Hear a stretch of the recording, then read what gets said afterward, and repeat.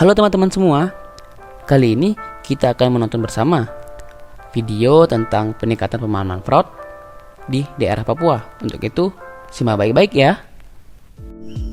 Survei fraud di Indonesia tahun 2019 yang dilakukan oleh Association of Certified Fraud Examiners atau ACFE Indonesia Chapter menyatakan bahwa jumlah kasus fraud di Indonesia pada tahun tersebut menyentuh angka 239 kasus, yang mana 50 kasus terjadi untuk jenis fraud penyalahgunaan aset, 22 kasus untuk jenis fraud laporan keuangan, dan yang terbanyak adalah jenis fraud korupsi dengan jumlah total 167 kasus. Dari total kasus fraud tersebut menyebabkan kerugian negara yang cukup besar, yaitu sekitar 873 miliar 430 juta.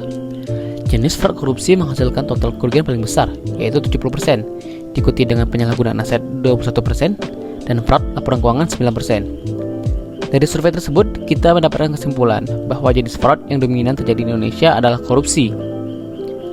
Hal ini dapat kita jumpai di berita-berita terkini seperti kasus korupsi Garuda Indonesia, bawang putih, dan impor baja. Nah, bagaimana dengan kondisi fraud di Provinsi Papua? Sepanjang tahun 2018 sampai dengan tahun 2020, terdapat 39 kasus yang terjadi yang melibatkan 75 orang tersangka, dengan total kerugian mencapai 174,9 miliar. Dan rata-rata kerugian setiap tahunnya di tanah Papua yaitu 58,2 miliar. Jumlah fraud yang begitu banyak terjadi di tanah Papua disebabkan oleh banyaknya penyebab yang antara lain adalah: pertama, pemerintah daerah, kabupaten atau kota resistensi atau melakukan penolakan dalam hal mempelajari atau bahkan menerapkan manajemen risiko fraud. Yang kedua, cakupan tindakan preventif berupa sosialisasi atau penugasan tidak cukup menjangkau seluruh wilayah kabupaten atau kota di Provinsi Papua. Hal ini mengakibatkan indeks efektivitas pengendalian korupsi di pemerintah Papua masih rendah.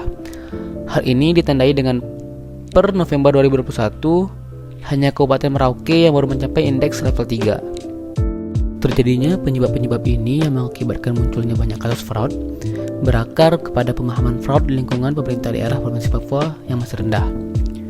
Oleh karena itu, video grafis ini diharapkan dapat menyelesaikan akar masalah tersebut. Kita pasti sudah sering mendengar kata fraud. Yang kita tahu artinya adalah kecurangan. Namun, secara terminologi, fraud adalah tindakan yang sengaja untuk menipu pihak lain, di mana korban akan mengalami kerugian dan atau pelaku mendapat keuntungan. Lain halnya secara perspektif hukum, definisi fraud disandarkan pada definisi korupsi yang mengacu kepada ketentuan tentang tindak pidana korupsi, yaitu Undang-Undang Nomor 20 Tahun 2011 tentang pemberantasan tindak pidana korupsi. Di buku Fraud Risk Awareness Training yang ditulis oleh K.H. Spencer dan John Wiley & Sons tahun 2012, dijelaskan bahwa fraud adalah setiap tindakan atau kelalaian yang disengaja yang dirancang untuk menipu orang lain, mengakibatkan korban menderita kerugian dan atau pelaku memperoleh keuntungan. Setelah mengetahui definisi fraud, kita perlu tahu pembagian jenis fraud agar dapat mengklasifikasikannya. Association of Certified Fraud Examiners membagi fraud menjadi 3, yaitu penyelewengan aset, kecurangan laporan keuangan, dan korupsi. Penyelewengan aset adalah fraud yang melibatkan pencurian atau penyalahgunaan aset organisasi. Contohnya, pencurian tanaman, persediaan atau uang tunai, pemalsuan faktur, manipulasi rekening piutang, dan atau penggajian. Contoh modus yang terjadi di salah satu kabupaten atau kota di Papua adalah penyalahgunaan aset daerah, yang skenario kecurangannya adalah memanfaatkan aset milik daerah tidak untuk kepentingan organisasi, melainkan untuk memperoleh keuntungan secara pribadi. Pihak yang berkaitan dengan kasus-kasus fraud ini adalah penguasa anggaran atau kuasa pengguna anggaran dan bagian umum, yang risiko ini bisa terjadi ke masing-masing OPD di pemerintah daerah Papua. Atas modus fraud ini akan berdampak terhadap kerugian keuangan daerah. Jenis fraud yang kedua adalah kecurangan laporan keuangan, yang dapat diartikan sebagai fraud yang membuat pernyataan palsu atau penyangkalan di dalam laporan. Contohnya adalah manipulasi, pemalsuan atau perubahan laporan keuangan, pemalsuan data, dan salah penerapan prinsip secara sengaja. Bentuk modus yang dapat terjadi terkait jenis fraud ini adalah rekayasa laporan realisasi anggaran dengan skenario kecurangan berupa merekayasa laporan keuangan dikarenakan sejumlah kejadian kecurangan dengan berusaha menyajikan informasi penggunaan anggaran sesuai dengan apa yang diharapkan. Pihak-pihak yang berkaitan dengan fraud ini adalah penguasa anggaran atau kuasa pengguna anggaran dan bendahara. Risiko ini bisa terjadi ke masing-masing OPD di pemerintah daerah Papua dan akan berdampak terhadap kredibilitas organisasi menjadi buruk. Selanjutnya adalah korupsi. Korupsi sejatinya memiliki artian yang sangat luas, tetapi secara sederhana dapat dijabarkan, yaitu pemberian atau penerimaan suap, penyalahgunaan informasi milik organisasi yang bersifat rahasia, serta adanya konflik kepentingan dan praktik kolusi dalam pelaksanaan tender. Contoh modus yang berisiko terjadi di pemerintah daerah Papua adalah pejabat auditan melakukan intervensi untuk mengubah atau mengurangi atau menambah atau menghilangkan temuan hasil pengawasan. Modus ini terjadi berkaitan dengan pihak-pihak kepala inspektorat, auditor, dan atau kepala OPD. Risiko ini dapat dialami oleh inspektorat daerah, yang dampak ditimbulkannya berupa reputasi dan kredibilitas organisasi menjadi buruk. Kita telah mengetahui definisi fraud dan pembagiannya. Kita perlu tahu juga nih terkait apa sih penyebab fraud itu terjadi. Pada tahun 1953, Donald Creasy memperkenalkan fraud triangle sebagai penyebab fraud, yang kemudian pada tahun 2011 oleh Crow Howard dilakukan penambahan komponen penyebab, sehingga diperkenalkanlah teori fraud diamond. Lalu pada tahun 2016, Haryono Umar menambahkan satu komponen lagi, sehingga saat ini dapat dikatakan bahwa penyebab dari fraud adalah fraud star, yaitu tekanan, peluang, rasionalisasi, kemampuan, dan integritas. Penyebab pertama yang membuat seseorang melakukan kecurangan adalah tekanan. Tekanan berpengaruh positif terhadap fraud yang dilakukan oleh pejabat pemerintah. Pegawai akan cenderung melakukan fraud ketika merasa tertekan, baik itu tekanan yang berasal dari diri sendiri seperti kesulitan keuangan atau faktor lain yang bisa berasal dari organisasi seperti budaya organisasi dan lingkungan kerja. Faktor lain yang mempengaruhi terjadinya fraud adalah peluang. Peluang untuk melakukan kecurangan dapat terjadi ketika pengendalian internal yang dilakukan oleh organisasi kurang baik atau tidak efektif. Rasionalisasi memiliki pengaruh yang signifikan terhadap terjadinya kecurangan. Rasionalisasi digunakan sebagai pembenaran atas kesalahan atau fraud yang dilakukan oleh seseorang. Contohnya seperti aset tersebut sebenarnya milik saya. Saya hanya meminjam dan akan melunasinya. Tidak ada pihak yang dirugikan. Hal ini dilakukan untuk sesuatu yang mendesak. Kemampuan menjadi faktor keempat untuk mempengaruhi seseorang untuk melakukan fraud. Pejabat yang memiliki kekuasaan dan melakukan penyalahgunaan kekuasaan juga akan membuat kinerja lembaga menjadi buruk, sehingga akan meningkatkan fraud. Faktor terakhir yang mempengaruhi seseorang melakukan fraud adalah kurangnya integritas. Seseorang akan melakukan kecurangan jika kehilangan integritasnya. Jika seseorang kehilangan integritasnya, maka dia akan kehilangan segalanya. Seseorang dengan integritas tinggi tidak akan mudah terjebak oleh situasi, depresi, atau iming-iming yang ditawarkan dengan melakukan fraud. Korupsi yang merupakan kasus fraud yang dominan terjadi di Indonesia memiliki detail perihal penyebab terjadinya korupsi tersebut yang dibagi menjadi faktor internal dan eksternal. Yaitu untuk internal, faktor penyebabnya adalah sifat tamak atau serakah, gaya hidup konsumtif, moral yang lemah. Sedangkan untuk faktor eksternalnya adalah aspek sosial seperti keluarga, budaya di masyarakat, dan tekanan sosial.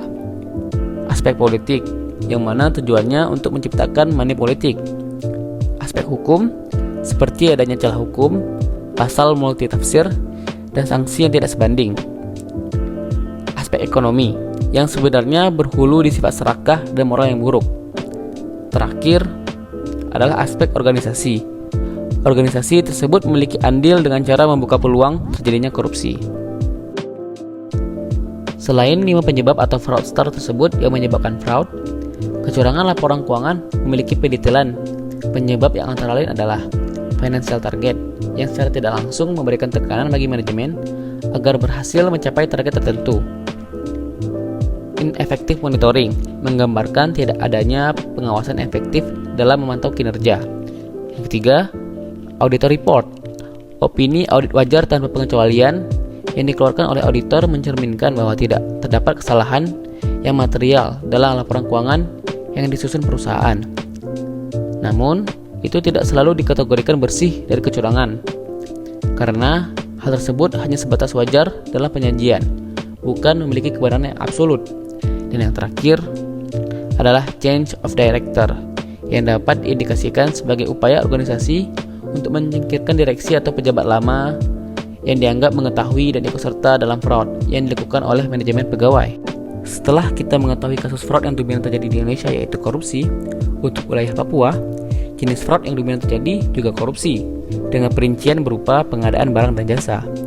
Berdasarkan penelitian Indonesian Corruption Watch atau ICW, jumlah kasus PBJ yang terjadi di tanah Papua tahun 2018 dan 2019 merupakan 50% dari total jumlah korupsi, yaitu 10 kasus. Sepanjang tahun 2018 sampai dengan tahun 2020, ada sebanyak 8 kasus PBJ yang terjadi atau sekitar 33,3% dari total jumlah korupsi. Nilai kerugian negara yang ditimbulkan akibat tindakan tersebut sebesar 54,3 miliar.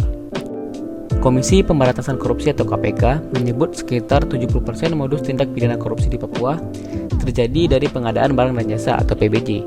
Sehingga PBJ pun cuma jadi formalitas karena sudah diatur semua di awal, yang mana maksudnya adalah pada beberapa PBJ ada kontraktor yang ditunjuk, sehingga ditandai proyek ini pemiliknya si A, lalu proyek selanjutnya si B.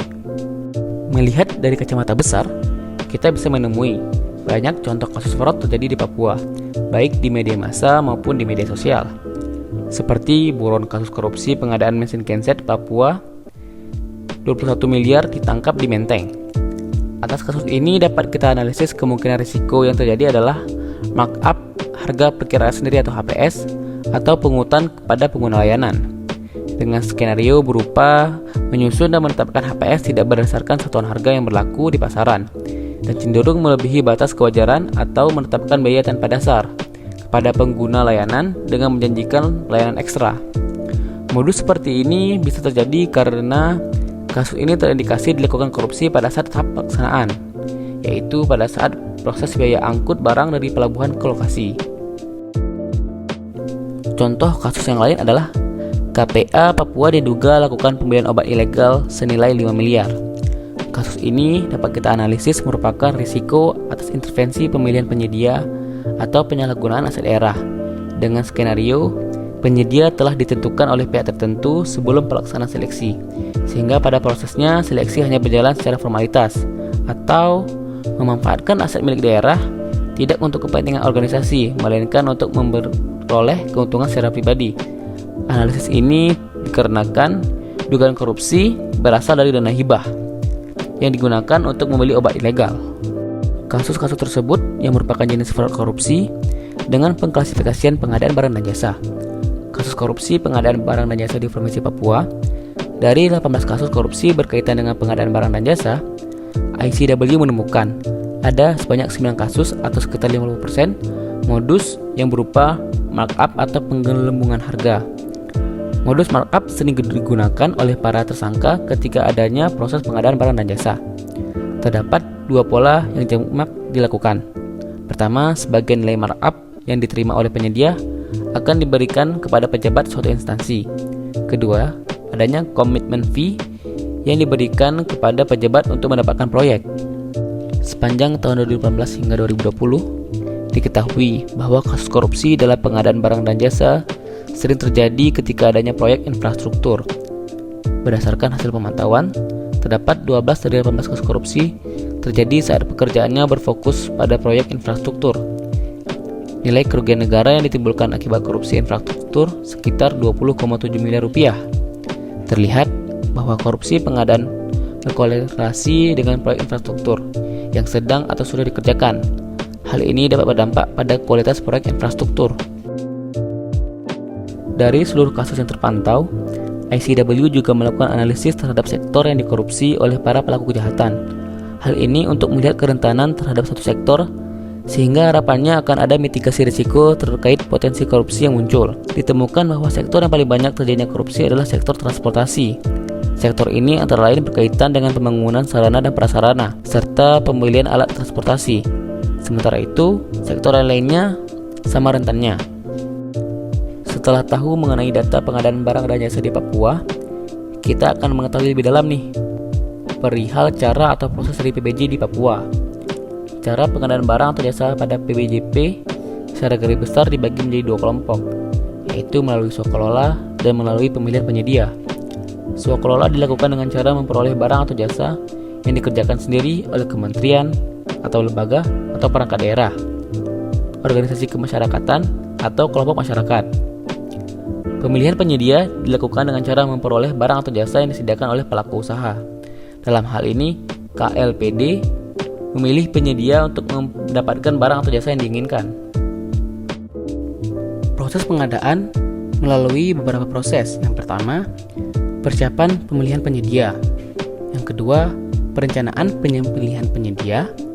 Yang ketiga, melakukan pemilihan penyedia.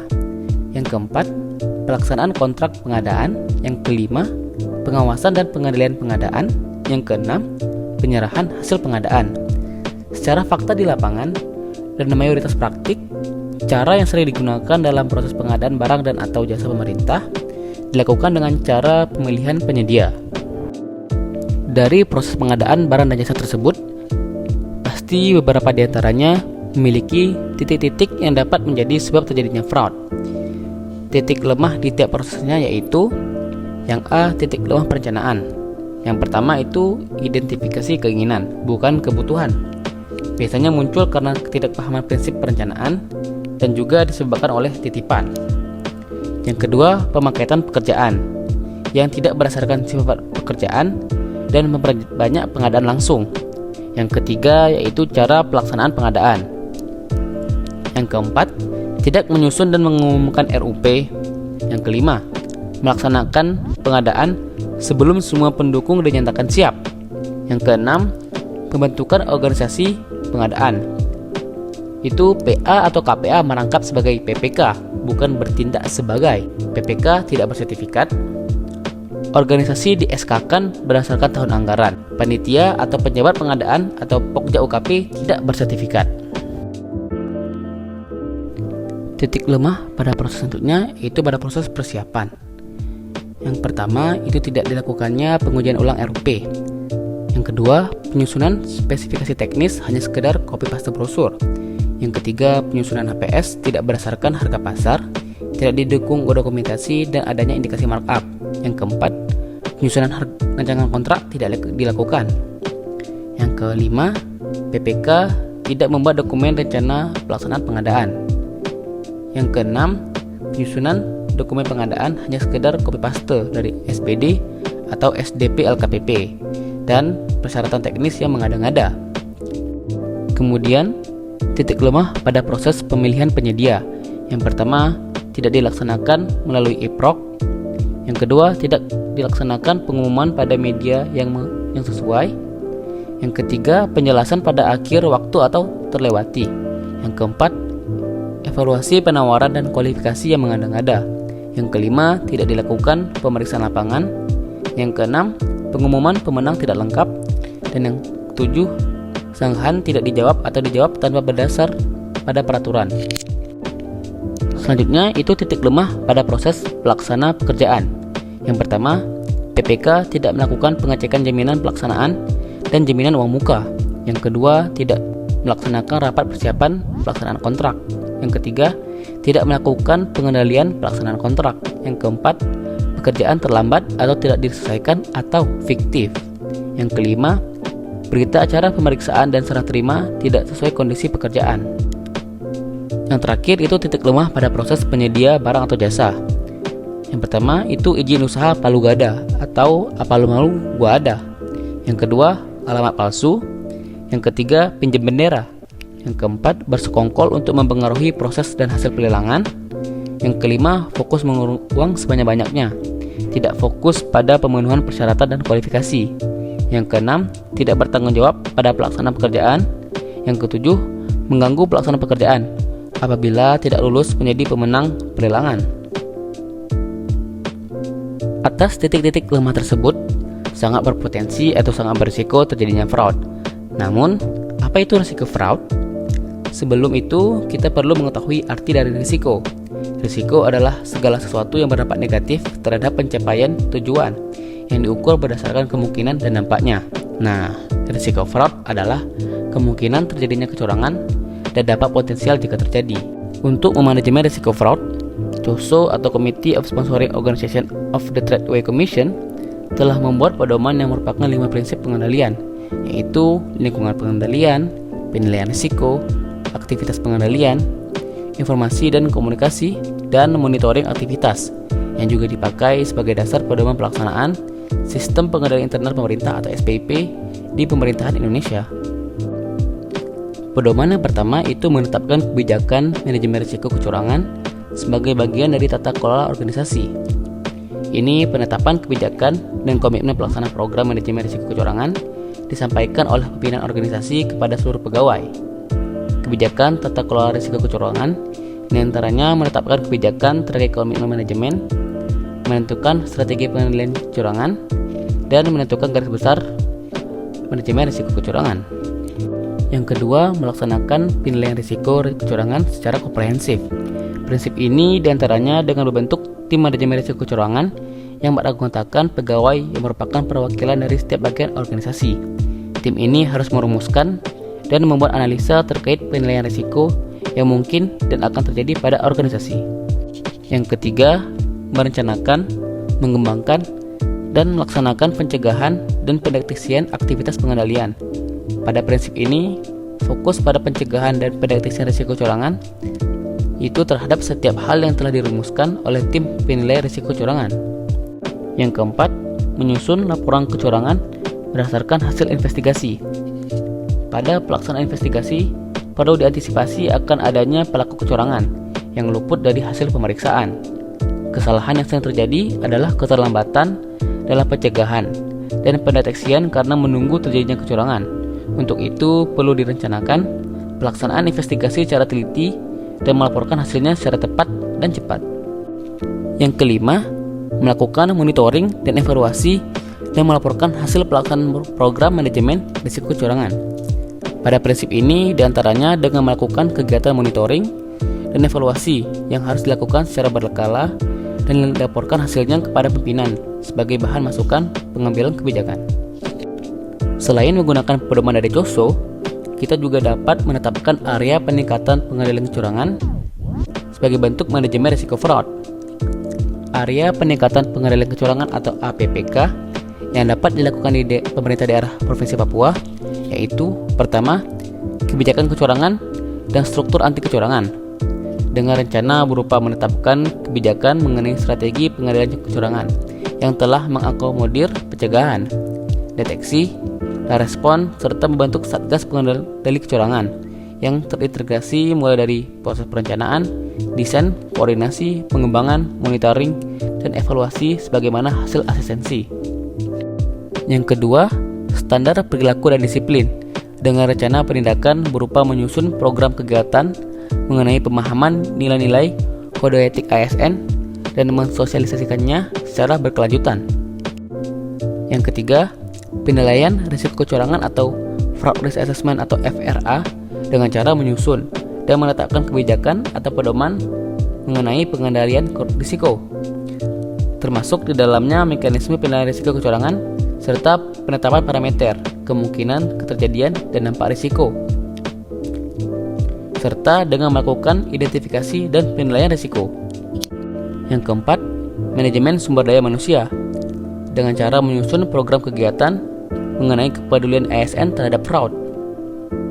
Yang kelima, itu manajemen pihak ketiga dengan rencana berupa menyusun dan menetapkan kebijakan atau pedoman mengenai due diligence yang mengatur sistem, prosedur, dan metode penilaian risiko kecurangan dari pihak ketiga, serta mempublikasi komitmen anti kecurangan sebagai bentuk edukasi kepada stakeholder dan masyarakat. Yang keenam, sistem whistleblowing dengan cara memperbaharui kebijakan pengenaan pengaduan sesuai dengan kondisi terkini dan menambah klausul definisi pelapor secara jelas, mekanisme pelaporan terhadap pimpinan, dan mekanisme pilihan pelapor tanpa identitas, serta mempublikasi whistleblowing system. Yang ketujuh, itu deteksi proaktif dengan menyusun dan menetapkan kebijakan atau pedoman mengenai pemantauan indikasi kecurangan atau red flags yang mengakomodir probability audit, audit berkala, surprise audit, dan audit berbasis risiko. Yang kedelapan, investigasi dengan cara membentuk dan menetapkan bagian khusus pada inspektorat untuk melakukan audit yang bersifat investigasi dan meningkatkan kompetensi auditor internal dengan memberikan pelatihan audit investigasi, probability audit, audit reguler, surprise audit, dan audit berbasis risiko, serta menyusun dan menetapkan kebijakan atau pedoman audit investigasi. Dan yang terakhir yaitu tindakan korektif dengan cara menyusun dan menetapkan kebijakan atau pedoman mengenai mekanisme pelaporan kepada instansi berwenang terhadap kasus kecurangan yang mengarah pada tindak pidana. Nah, bagaimana? Mudah bukan memahami fraud dan seluk-beluknya? Apalagi juga terdapat contoh nyata kasus yang terjadi beserta cara memitigasinya. Diharapkan setelah ini kita semua dapat memahami fraud, risiko fraud, modus-modusnya hingga cara memitigasinya dan manajemen fraud tersebut. Terima kasih sudah menonton. Sampai jumpa lagi. Fill me out with your smile.